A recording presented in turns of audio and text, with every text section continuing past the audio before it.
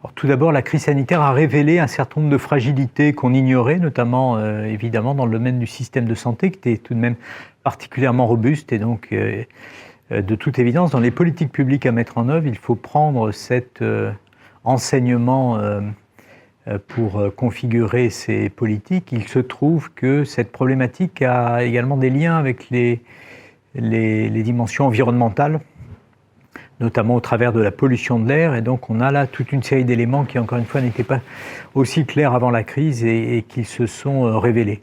Et il me semble que c'est plus encore un motif pour accélérer sur les chantiers de la transition environnementale, qui vont produire toute une série de bénéfices. Alors évidemment, des bénéfices globaux en termes de réduction des émissions de gaz à effet de serre, donc c'est évidemment l'objectif premier, mais également des objectifs à caractère plus local sur la pollution de l'air, sur l'amélioration de la biodiversité.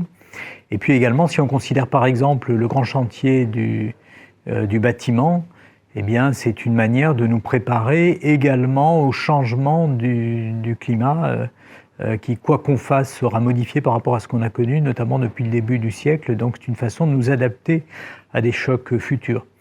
Et tout particulièrement en privilégiant l'effort sur les ménages les plus modestes. À l'heure, au moment où nous parlons, il y a à peu près 10 millions d'habitants en France qui sont en situation de précarité énergétique et qui évidemment sont particulièrement sensibles à l'heure actuelle au choc de prix qui se déroule sous nos yeux. Et donc une manière de réduire cette sensibilité au choc à l'avenir et d'avancer sur les différents chantiers de la transition environnementale.